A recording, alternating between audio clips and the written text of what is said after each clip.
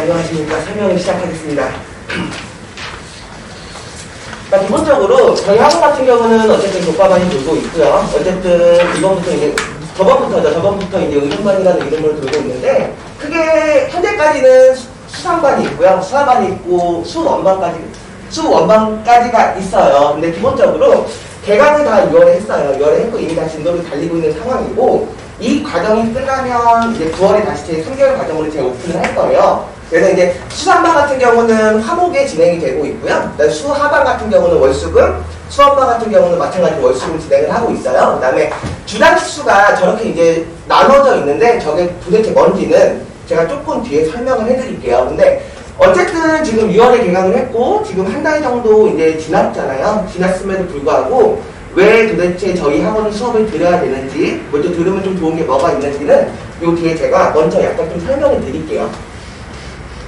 그러니까 기본적으로 교과를 배울 때는 분명히 교과 과정을 잘 배워야 되는 게 맞는 것 같은데 아이들은 당장에 고등학교 시험을 보기 위해서 배우는 게 아니기 때문에 저희가 조금 추구하는 거는 두 가지라고 보시면 돼요. 첫 번째는 뭐냐면 문제를 조금 바라보는 눈을 좀 다양하게 만들어주다가 첫 번째고요. 두 번째는 뭐냐면 그 앞서 경시와 마찬가지로 아이들의 조금 사고력을 조금 재미없는 좀 교과 문항들로 조금 사고력을 좀 확장시켜주다가 좀 두 가지 목적을 지니고 있고, 그러니까 어떻게 조금 수업을 진행할 거냐고 좀 보시면은 이게 문항이에요. 이게 문항 예시인데, 그러니까 얘 같은 죄송합니다.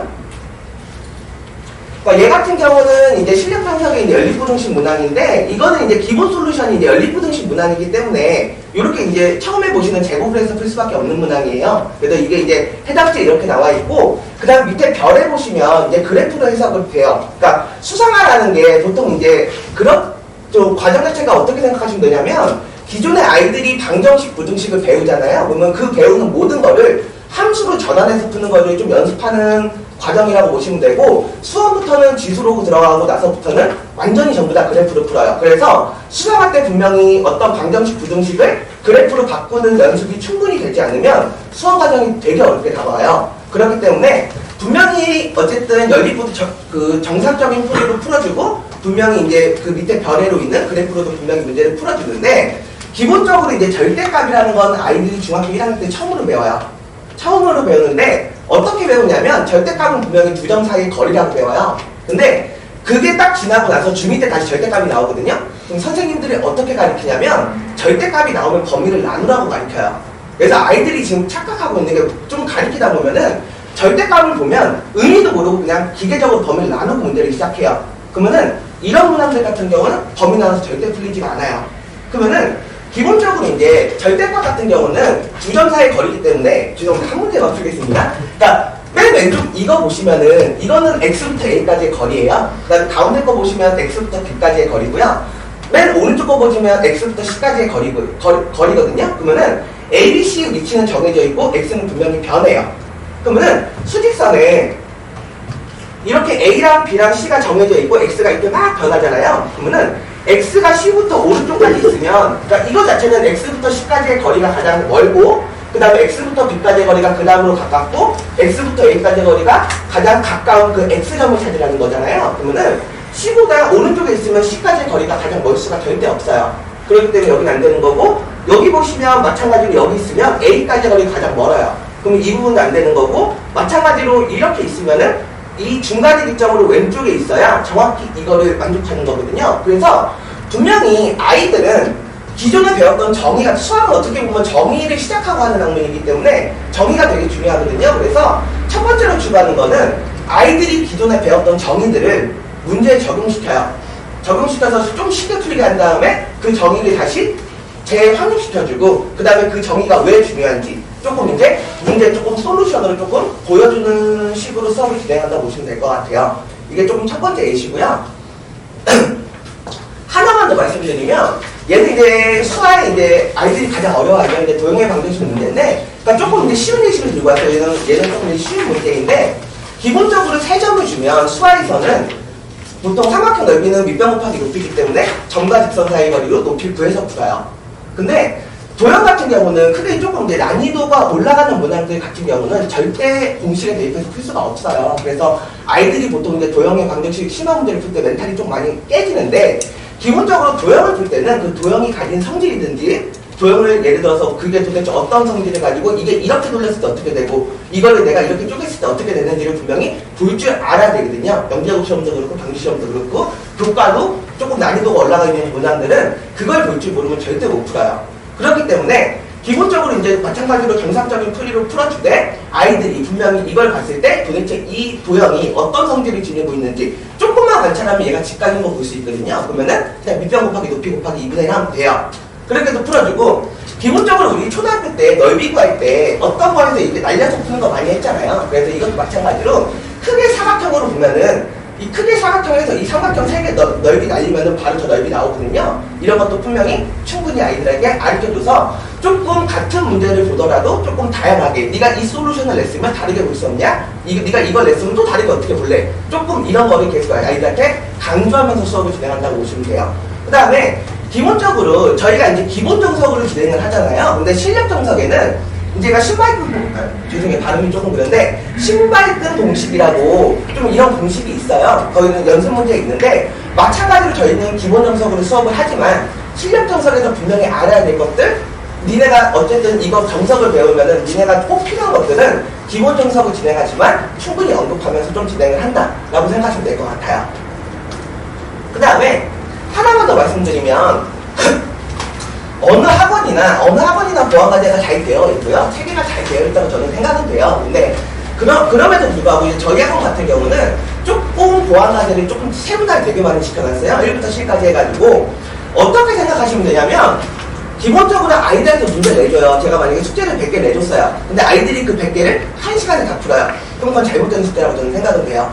근데 마찬가지로 제가 100개를 숙제를 내줬는데 아이들이 1시간 동안 끙끙거려서 2개 풀어요. 그럼 이것도 저는 잘못된 숙제라고 생각은 하거든요. 근데 기본적으로 아이들은 본인이 어느 정도 풀고 어느 정도 풀 수 있고 그 와중에 자기가 분명히 몇 개를 못 풀었으면 그러니까 아이들이 문제를 다 못 풀면 궁금한 게 안 생겨. 어차피 난 다 모르니까. 그러면은 10개를 내줬으면 7, 8개는 본인이 풀고 한두 개 정도는 내가 못 풀겠어. 그럼 이건 내가 꼭 알고 넘어가야 되겠다. 좀 이런 생각이 있거든요. 그래서 저희가 이렇게 좀 세분화시켜 놓은 것은 아이들의 상황에 맞게 조금 과제를 주기 위해서 되게 좀 쪼개놨다고 보시면 돼요. 그러면은 가장 쉽게 이제 수상만 기준으로 말씀을 드릴게요. 만약에 수상을 시작했어요. 그러면은 그 아이들 같은 경우는 보안과제로 이제 1, 2 유형이 돌아요. 얘는 돌 수밖에 없어요. 기본적으로 처음 배우기 때문에 아이들 같은 경우는 기본적으로 어느 정도 연습은 해야 돼요. 그렇기 때문에 1, 2과정을 수상과정에서 돌릴 거예요.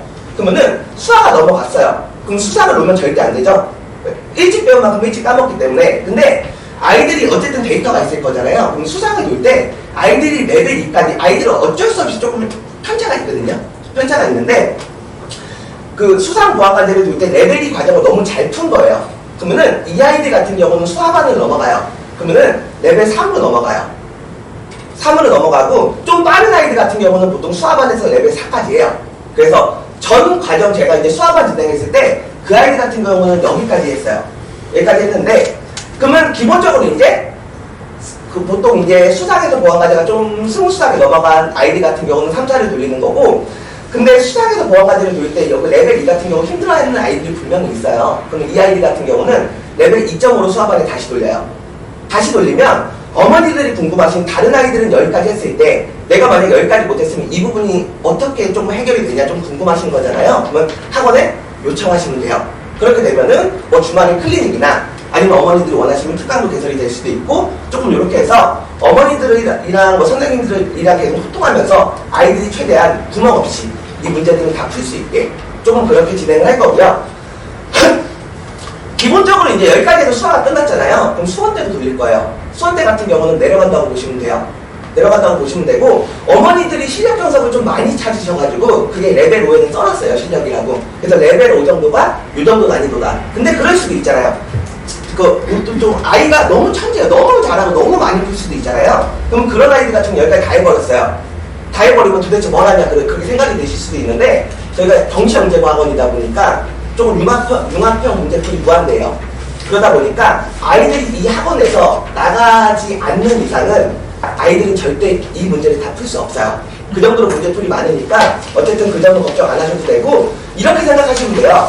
저희에서 수상, 수화, 수업까지 마쳤을 때 과정당 대략 한 3,000문제 정도 풀겠구나 라고 생각하시면 문제집 기준으로 보통 4번이라고 보시면 돼요. 제가 생각하는 건 왜 이렇게 3천 문제를 잡아놨냐면 제 기준으로는 문제집 4권 정도 풀면 아이들은 어느 정도 완성이 된다고 생각을 해요. 그렇기 때문에 이렇게 조금 세분화해서 나눠놨다. 그 다음에 아이들의 상황에 맞게 문제를 계속 주겠다. 조금 이런 거를 좀 장점이라고 봐주시면 될 것 같아요. 그 다음에 아까 말씀드렸다시피 이지상 지금 6월 2일날 시작했고요. 시작했고 지금 과정은 7월 1일날 7월 2일 화요일날 입반한다는 가정하에 8단원까지 진도가 나가 있을 거예요. 8단원까지 나가 있으면 어쨌든 수상 같은 경우는 중등 심화 내용이죠. 중등 심화 내용이고 앞단원을 모르면 뒷단원을 하기가 힘든 경향은 분명히 있어요. 그렇기 때문에 어쨌든 저희가 5시 30분에 수업이 시작인데 아이들이 조금 일찍 불러서 연교시 만들어서 연교시 때 7월 2일부터 해가지고 총 4회에서 앞단원을 다 메꿀 거예요. 근데 솔직히 시간 말도 안 되죠. 두 단원을 1시간 20분에 나가는 건 말도 안 돼요. 그렇기 때문에 기본적으로 수업은 어떻게 진행이 될 거냐면 아이들이 꼭 알아야 될 것들을 설명을 해줄 거고요. 두 단원 들을 때. 그 다음에 기본 문제 위주로 나갈 거예요. 그러면은 유제랑 연습 문제 같은 게 붕 뜨잖아요. 그럼 그런 거 같은 경우는 과제로 내줘가지고 뭐 클리닉이든 일찍 불러서 하든 그렇게 다 메꾼다고 보시면 될 것 같아요. 그렇게 생각하시면 될 것 같고 이제 수학과 같은 경우는 마찬가지로 6월 1일 날 시작을 했고요. 이 아이들 같은 경우는 7월 1일 날 수요일 날 입반한다는 가정 하에 23단원까지 끝나 있을 거예요. 근데 수학 같은 경우는 그래도 조금 걱정하실 게 없는 게 크게 4개로 나눠요. 도형의 방정식, 집합명제, 함수, 그 다음에 병렬수로 나누는데 단원 간의 연계성이 없어요. 그렇기 때문에 앞에 거를 못 들어도 뒤에 거를 앞에 거를 못 들었는데 뒤에 걸 어떻게 되냐 이런 거는 걱정은 안 하셔도 돼요. 걱정은 안 하셔도 되고 기본적으로 이제 아이들이 7월 1일 날 입반한다는 가정하에는 함수부터 진행된다고 보시면 돼요. 24단원 함수부터 진행이 될 거고 어쨌든 앞단원은 그러면 어떻게 메꿀 거냐면 좀 뒤에 보여드릴게요. 뒤에 보여드릴 거고 이번에 정석이 개정이 되면서 조금 많은 내용들이 뒤로 빠졌어요. 많이 좀 뺐거든요. 근데 그중에는 분명히 알아야 될 내용들도 많고 그 다음에 수학 같은 경우는 어떻게 보면은 되게 문제집을 보면 자주 등장하는 조금 문항들이 수학 정석의 내용이 없어요. 그래서 아이들이 문제집을 봤을 때 되게 당황하는 경우가 많아요. 그러면은 그런 주제들이나 아니면 꼭 알아야 되는데 빠진 주제들 좀 그런 거를 모아서 조금 수업하는 거를 특별 주제라고 생각하시면 될 것 같아요. 기본적으로 몇 가지 예시만 드려보면 부등식의 영역은 전 과정에 있었어요. 근데 이게 좀 빠졌거든요. 근데 이건 반드시 알아야 돼요. 뭐 아이들이 배울 데가 없어요. 그러면 그런 거를 수업하겠다는 거예요. 그 다음에 함수 방정식 같은 경우도 제 기준으로 수학 때 함수 방정식 문항이 10문항이 안 되는 걸로 알고 있어요. 근데 이거는 앞으로 아이들이 수학할 때 엄청나게 많은 부분을 차지하는 내용인데도 불구하고 아이들은 함수 방정식이 뭔지 몰라요. 가르쳐주는 데도 없고. 그렇기 때문에 이런 것들을 모아서 다 이렇게 모아가지고 10개로 나눠서 이거를 일주일에 하나씩 수업한다고 보시면 돼요. 그게 특별주제 수업이라고 보시면 될 것 같아요. 그 다음에 M1 같은 경우는 기본적으로 이제 마찬가지로 수업이 진행이 되고요. 아이들이 7월 1일날 입반한다는 가정하에는 지수로그가 끝나 있어요. 6단원 지수로그가 끝나 있을 건데 수원도 마찬가지로 보시면 될 것 같아요. 크게 3파트고요.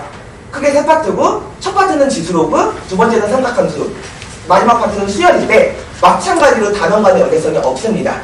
그렇기 때문에 아이들이 7월 1일날 왔을 때 삼각함수를 시작할 거고 그거를 진행했을 때 전혀 무리가 없어요. 전혀 무리가 없기 때문에 그런 거는 걱정하실 필요는 절대 없고요. 그러면은 마찬가지로 뒤에 지수로그는 어떻게 변할지 좀 말씀드릴게요. 그러면은 여기는 이제 창의국가가 붙어요. 특별주제로 창의국가가 붙는데 기존에 이제 수학원 특별주제 같은 경우는 조금 그렇게 말씀드렸는데, 그러니까 기존에 애들이 꼭 알아야 될 것들을 조금 정석에서 가볍게 다루거나 빠져있거나 이런 내용들로 특별주제를 짰다고 보시면 수원 같은 경우는 그렇게 생각하시면 될 것 같아요. 순수 창이에요.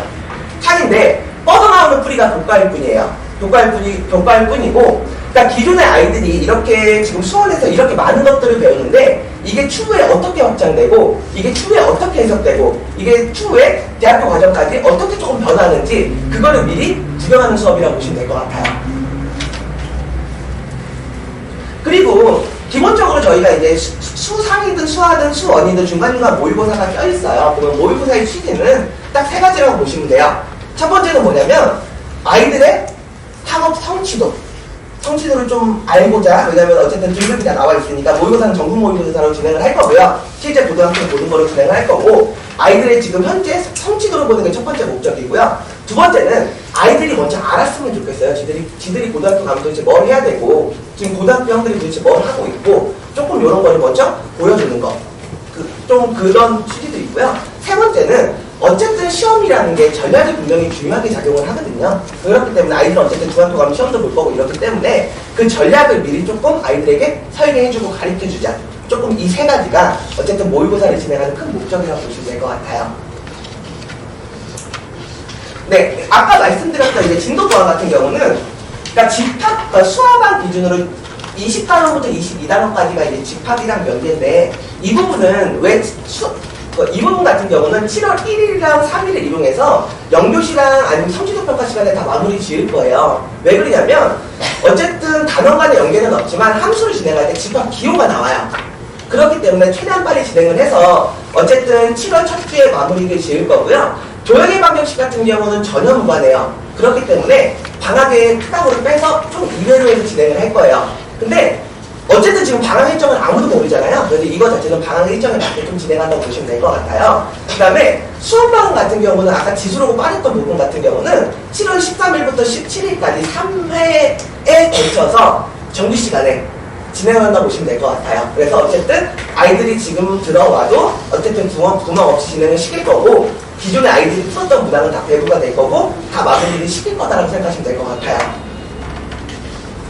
마찬가지로 이제 교과반 입학 테스트는 그러니까 이지상, 이지하, M1반이 있는데 시간을 그러니까 이지상반 같은 경우는 당연히 중등 과정이고요. 수학반 같은 경우는 당연히 수상 과정이고 M1반 같은 경우는 당연히 수상 과정이 진행이 될 거고요. 시간은 이렇게 되니까 좀 참고하시면 될 것 같습니다.